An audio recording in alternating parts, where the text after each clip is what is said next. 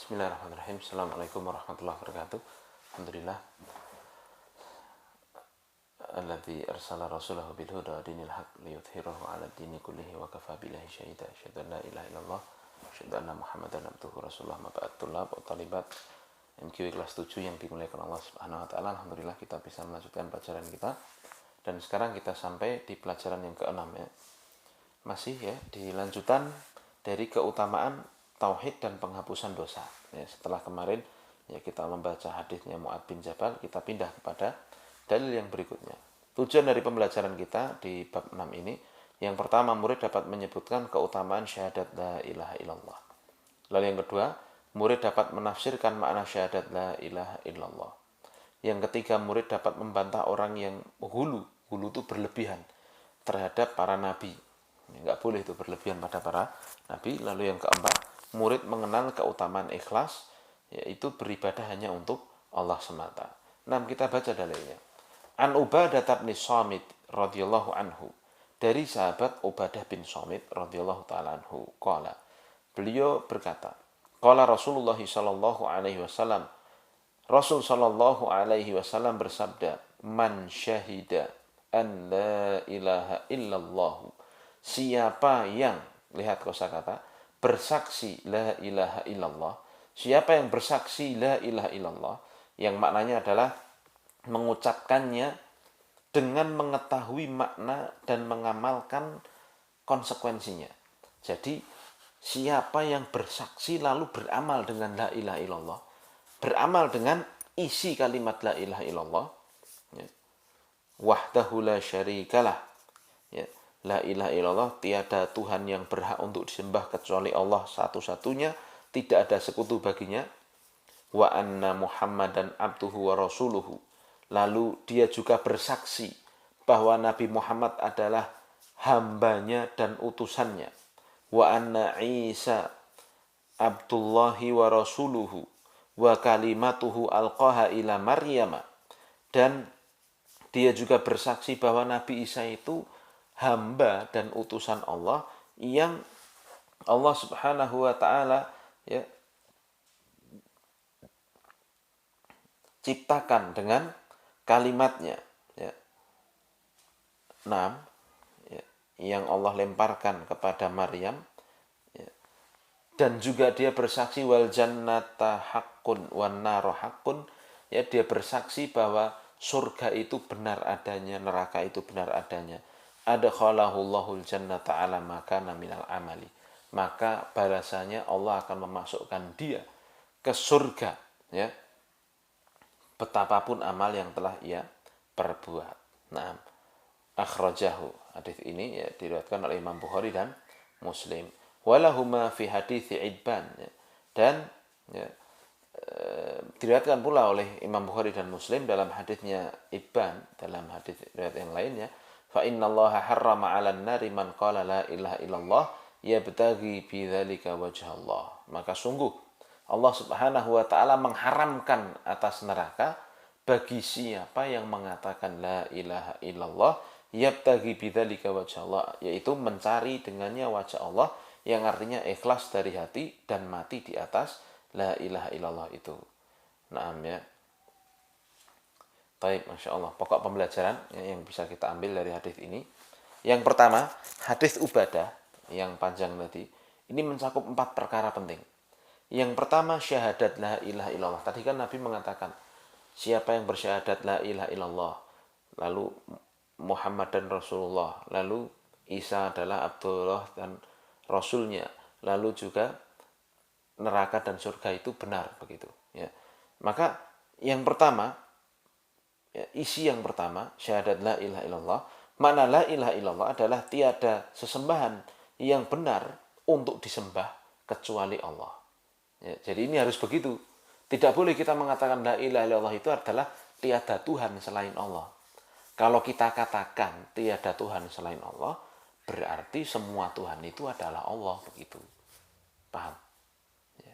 Ini tolong dipikirkan dengan baik ya.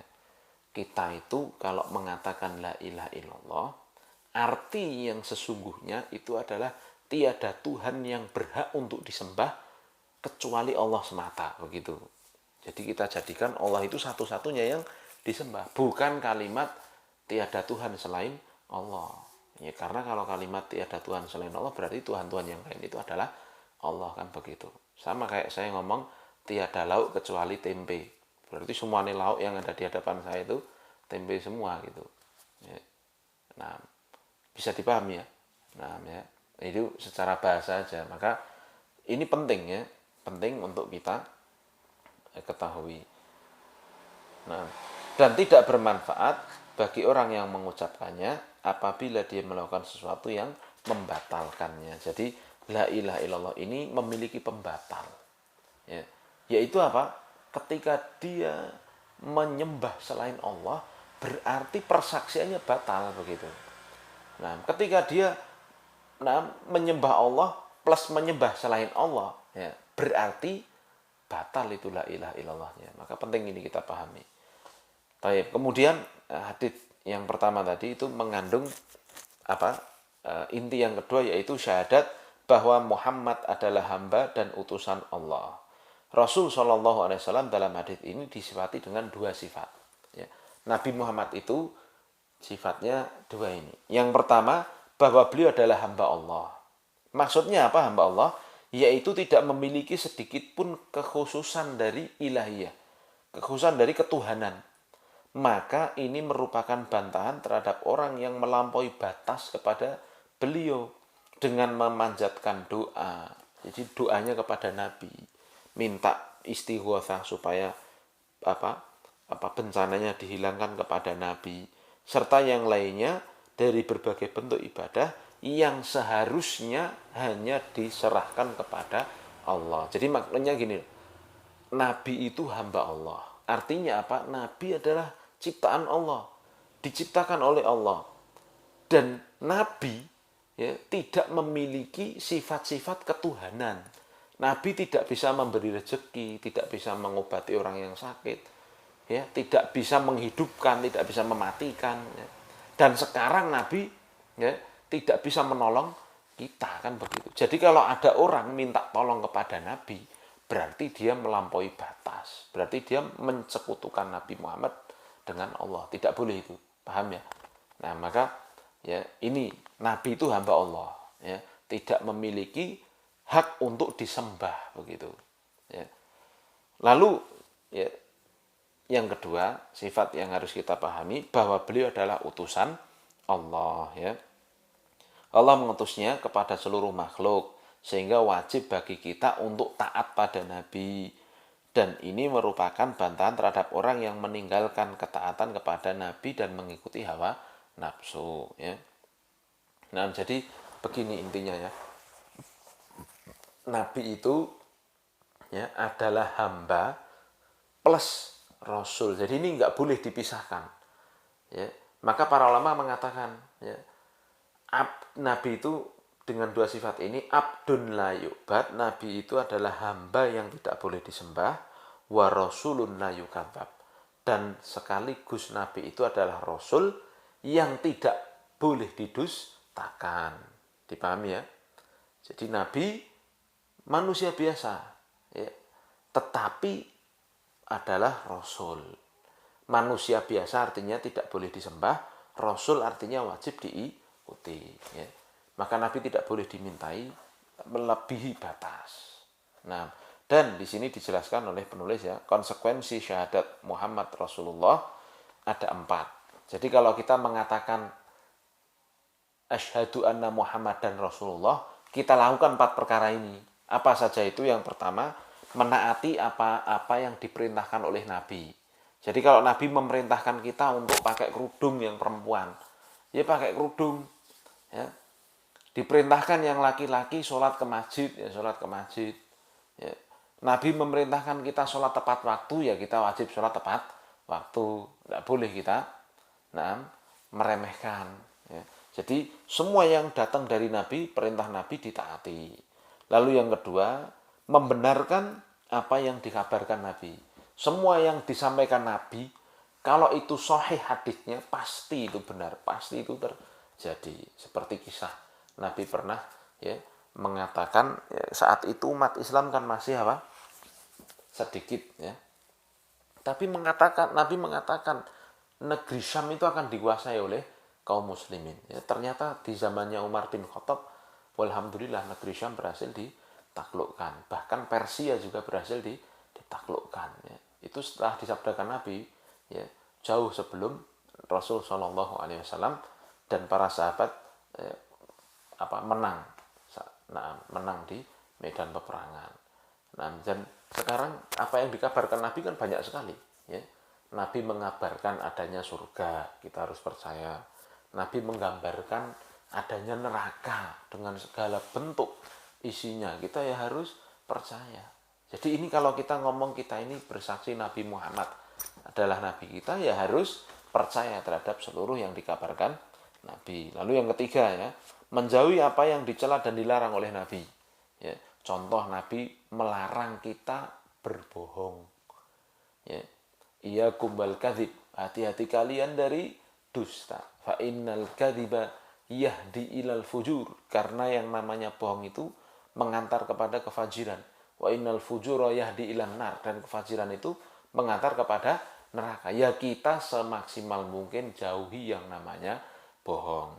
Nabi melarang kita nyembah kuburan. Wadah. Ya. Nabi melarang dengan tegas itu. La'anallahu al-yahuda wan nasara. Semoga Allah melaknat orang Yahudi dan Nasrani ittakhadhu qubur anbiya'ihim masajida.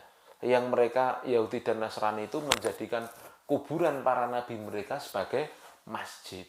Loh, kita orang Islam dilarang ikut-ikuti Yahudi dan Nasrani. Ya, maka dari itu kita jangan ikut-ikutan sholat di masjid yang ada kuburannya. Nah, atau kuburan yang dijadikan masjid. Ya. Ini contoh, ya. Jadi kalau sesuatu yang dilarang oleh Nabi kita jauhi. Ya, Nabi melarang kita durhaka pada orang tua, ya kita harus lakukan. Ya, seperti itulah yang keempat, konsekuensi dari kita mengatakan Nabi Muhammad adalah Nabi kita adalah tidak beribadah kepada Allah kecuali dengan apa yang disyariatkan oleh Rasulullah. Ya.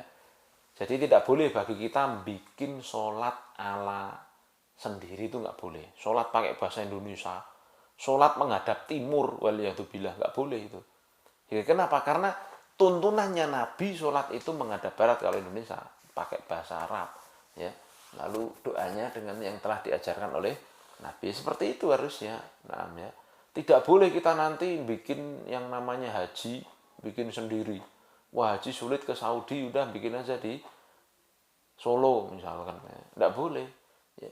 Haji itu sudah dituntunkan Nabi, ya seperti itu. Nah, ya. Dan seluruh perkara ibadah, kalau tidak sesuai dengan tuntunan Nabi, tidak sah ibadah itu. Ya, maka kan para ulama mengatakan syarat supaya ibadah itu diterima ada dua. Yang pertama ikhlas, yang kedua sesuai dengan tuntunan Nabi. Maka kembali ke sini, ya, 4 perkara ini harus dijalankan jika kita ingin dikatakan benar syahadat kita kepada Nabi Muhammad Shallallahu Alaihi Wasallam. Ya, jelas, ya. Lalu inti hadis yang ketiga dari hadisnya siapa? Ubadah bin Somit itu, bahwa sungguhnya Isa bin Maryam, ya, adalah hamba Allah dan utusannya, dan kalimatnya yang dilemparkan kepada Maryam serta ruh dari Allah. Dalam hadis ini Isa disifati dengan 4 sifat, ya, di hadis ini. Yang pertama, bahwasanya beliau adalah hamba Allah, Isa Abdullah. Ya, Isa itu hamba Allah. Artinya apa? Ini merupakan bantahan, ya, terhadap orang Nasrani yang mengatakan bahwa Isa itu adalah Allah atau anak Allah. Orang Nasrani kan bilang begitu, ya. Isa itu adalah anak Allah katanya. Atau Allahnya itu sendiri. 1 dari 3, 3 dari 1. Bingung. Trinitas ajaran mereka. Ya, ini bantahan yang sangat telak. Nabi Isa itu adalah Abdullah, hambanya Allah, ciptaan Allah. Nah, ya, tidak memiliki sifat-sifat ketuhanan. Itu Nabi Isa. Sifat yang pertama. Sifat beliau yang kedua dalam hadis ini, beliau adalah utusan Allah. Ya. Hamba Allah, utusan Allah. Ya, ini merupakan bantahan terhadap orang Yahudi yang mendustakan kerasulan beliau dan mencela kehormatan beliau. Orang Yahudi sangat tidak senang dengan Nasrani. Ya. Nah, makanya mereka tidak mengakui Nabi Isa itu Rasul. Makanya kan Nabi Isa pengen dibunuh oleh orang-orang Yahudi. Nah, kita sebagai umat Islam harus dua-duanya ini kita akui. Nabi Isa itu hamba Allah biasa, tidak memiliki sifat ketuhanan, maka tidak boleh disembah seperti orang Kristen. Jadi yang salah orang Kristennya itu ya. Lalu yang kedua, Nabi Isa itu adalah apa? Utusan Allah yang tidak boleh didustakan, sebagaimana orang Yahudi yang benci terhadap Nabi Isa. Nah, lalu yang ketiga dalam hadis ini ya, sifat yang disampaikan di hadis ini, beliau adalah kalimatnya yang dilemparkan kepada Maryam. Artinya bahwa Nabi Isa itu diciptakan oleh Allah dengan kata kun, yang diutus Jibril untuk membawanya kepada Maryam, lalu ditiupkan rohnya dengan izin Allah Subhanahu wa taala. Ya, Allah kan mengatakan kun fayakun. Jadi maka jadilah, begitu kan. Dan ya inilah ya, kuasa Allah Subhanahu wa taala menciptakan Nabi Isa hanya dengan ibunya tanpa bapak. Bisa? Oh bisa. Allah Subhanahu wa taala tiada sesuatu yang tidak mungkin bagi Allah Subhanahu wa taala. Lalu sifat yang keempat dalam hadis ini, Nabi Isa adalah roh Allah. Artinya apa? Bukan bagian dari Allah, bukan.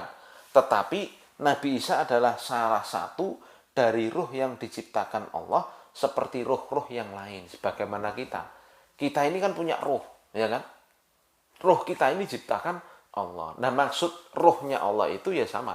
Ruh dari Allah yang Allah berikan ke tubuh Nabi Isa. Sebagaimana ruh kita juga diberikan oleh Allah ke tubuh kita. Ya, jadi itu 4 sifat Nabi Isa yang ada dalam hadis ini ya. Kita harus imani seperti itu biar imbang, tidak berlebihan seperti orang-orang Nasrani. Thaib. Kemudian ya, inti dari hadisnya yang pertama ya, yaitu bahwa sungguhnya surga dan neraka benar-benar ada. Nah, ya, mengimani keberadaan surga dan neraka termasuk bagian dari iman pada hari akhir. Tapi Rasul SAW mengkhususkan penyebutan keduanya dalam persaksian ini karena keduanya merupakan tempat tinggal yang abadi, tempat terakhir bagi orang yang baik maupun orang yang buruk. Surga merupakan tempat orang baik, neraka merupakan tempat orang yang jahat. Ya. Dan surga dan neraka itu sebagaimana disebutkan oleh para ulama, diantaranya adalah Syekhul Islam Ibnu Taimiyah rahimahullah ta'ala, bahwa surga dan neraka saiki wis enek, sekarang sudah ada. Mana dalilnya? Di Al-Quran. Ketika kita baca ayat Allah Subhanahu wa taala yang ditutup dengan kalimat ya, kan banyak ya, surga itu nanti di uiddat lil muttaqin, begitu, disiapkan untuk orang-orang yang bertakwa. Maka kalimat disiapkan berarti kan sudah ada ya, disiapkan itu berarti sudah ada dulu baru dikasih, kan begitu. Nah, neraka juga sama, uiddat lil kafirin, neraka itu disiapkan untuk orang-orang kafir. Maka kata Syekhul Islam Ibnu Taimiyah, sekarang itu surga dan neraka sudah benar-benar ada. Dan ada hadis-hadis ya yang menunjukkan ya bahwa surga dan neraka itu sudah ada. Di antaranya ketika orang di kuburan ya, itu kalau mendapatkan nikmat kubur berarti itu dia dibukakan ya satu pintu dari antara pintu-pintu surga sehingga masuk ke dalamnya hawa surganya, sehingga dia hidup di alam kuburnya dengan sangat enak. Sebaliknya orang ya, yang terjerumus dalam kekafiran, dosa dan maksiat, di kuburnya disiksa. Maka di situ dibukakan pintu neraka sehingga masuk hawa panasnya neraka. Nah, dan banyak dalil-dalilnya yang menunjukkan bahwasanya surga dan neraka itu sekarang sudah ada. Nah, Masya Allah ya. Jadi ini ya empat perkara yang harus kita pahami dari hadis yang pertama ini, yaitu hadis dari Ubadah bin Samit ini ya, yaitu tentang syahadat la ilaha illallah, yang kedua syahadat Muhammad dan Rasulullah, yang ketiga tentang sifat-sifatnya Nabi Isa, yang keempat tentang surga dan neraka itu sudah ada ya. Apa hasilnya kalau kita meyakini 4 perkara ini ya? Nomor 2 itu hasil mempersaksikan 4 perkara itu, yaitu sebagaimana terkandung dalam hadis, menjadikan pelakunya itu masuk surga meskipun dia memiliki dosa ya. Jadi maksudnya apa? Orang yang bertauhid itu nanti ujung akhirnya adalah surga. Nah, ya. Bisa dipahami ya. Maka kita harus meyakini, mematri dalam hati kita 4 perkara ini. Tapi kemudian pelajaran ketiga yang kita bisa ambil, orang yang bertauhid masuk surga dengan salah satu dari kedua keadaan. Ini Ini penting ini. Orang yang memiliki tauhid, yang menyembah Allah semata dan tidak syirik begitu. Orang yang bertauhid dan tidak syirik ini pasti masuk surga. Tapi ada dua keadaan, ada dua keadaan dia masuk surganya. Yang pertama, dia berjumpa dengan Allah dalam keadaan selamat dari semua dosa sehingga dia langsung masuk surga. Wis bertauhid randu dosa, tidak pernah berbuat maksiat, tidak pernah berbuat bid'ah, tidak pernah berbuat syirik kecil dan sebagainya, dia akan langsung masuk surga. Masya Allah. Ya, ini semoga kita dijadikan tipe yang pertama ini. Tapi tipe yang kedua, dia berjumpa dengan Allah dalam keadaan masih terus melakukan dosa, selain dosa syirik ya, ya, maka dia berada di bawah kehendak Allah. Kalau Allah ingin memaafkan, ya Allah langsung masukkan dia ke surga. Tapi kalau Allah ingin mengadab dia dulu sebagai bentuk keadilan Allah, ya dia diadab dulu, baru akhirnya dimasukkan surga. Jadi orang mau masuk surga itu syaratnya kan bertauhid itu, syarat utama kan. Nah, nyembah Allah semata dan tidak boleh syirik kan begitu. Ini syarat masuk surga. Lalu masuk surga itu ada dua keadaan tadi. Langsung masuk surga. Tapi yang kedua ada urusan dulu. Ya. Kalau Allah berkehendak, ya Allah ampuni dosanya. Lalu dimasukkan surga langsung. Tapi kalau Allah menegakkan keadilan, ya Allah adab dulu. Ya, karena dia melakukan dosa-dosa ya.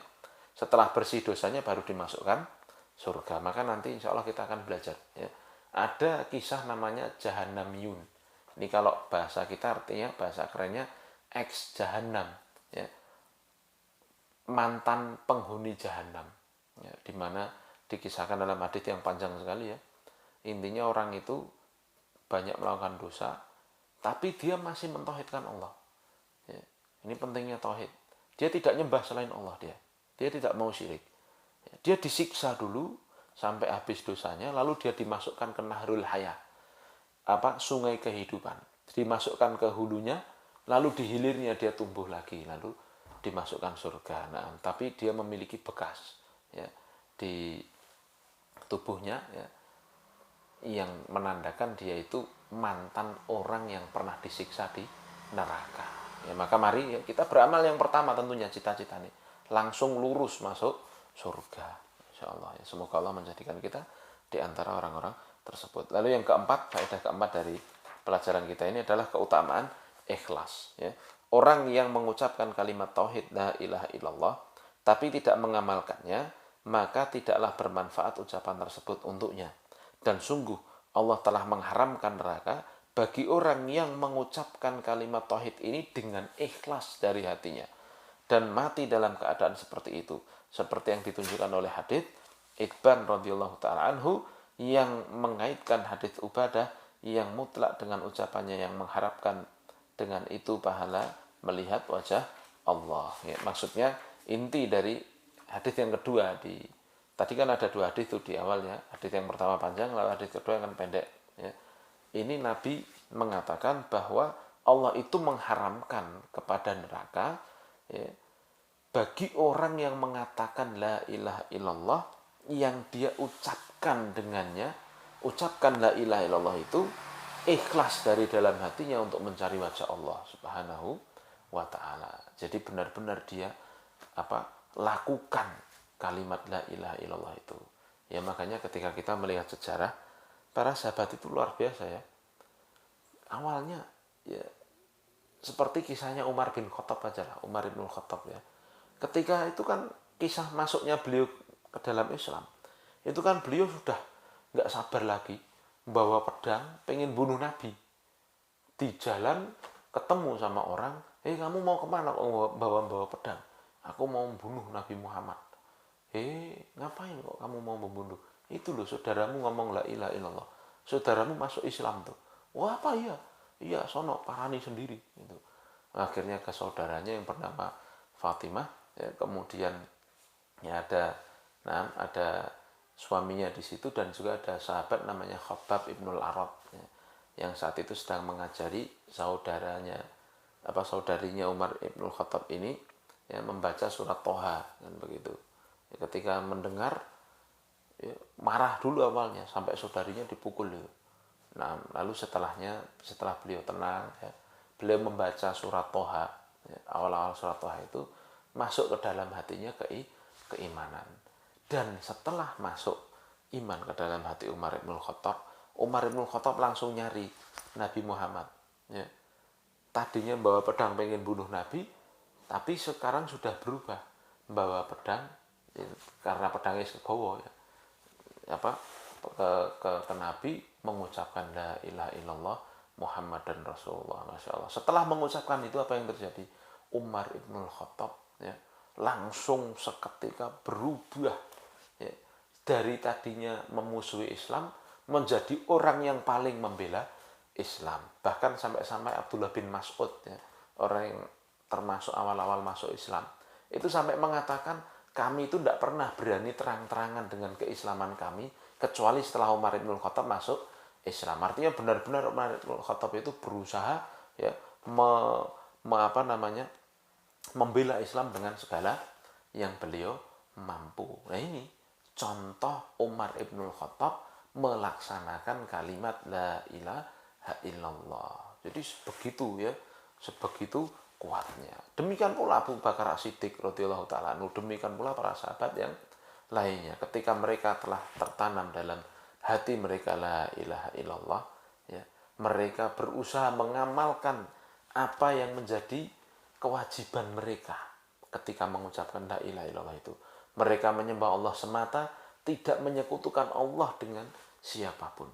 Dan mereka ketika beramal berusaha ikhlas semuanya untuk Allah Subhanahu wa ta'ala. Sampai Utsman bin Affan pernah infak 1000 ekor onta. Subhanallah ya. Kalau 1 ekor onta di zaman sekarang mungkin 30 atau 40 juta. Tengke 1000 dikali 1000 berapa itu? Tentu itu amal yang sangat luar biasa. Kenapa bisa dilakukan? Karena ikhlas mengharap Allah Subhanahu wa ta'ala. Maka marilah ya, ini tauhid ini sangat penting ya. Sangat penting untuk kita pelajari dan kita amalkan. Karena buah dari ketauhidan kita akan terbebas dari neraka Allah Subhanahu wa ta'ala, diampuni dosa-dosa kita, dan akhirnya kita dimasukkan ke surga Allah Subhanahu wa ta'ala. Taib, ini ya pelajaran ke-6. Tugasnya tolong dihafalkan itu hadisnya ya. Dihafalkan hadisnya, ada 2 hadis di situ. Namanya dihafalkan ya, dan nanti ya akan saya minta setorannya. Taib. Ya, kita akhiri dengan kafaratul majlis. Subhanakallahumma bihamdika asyhadu an la ilaha illa anta astaghfiruka wa atubu ilaik. Assalamualaikum warahmatullahi wabarakatuh.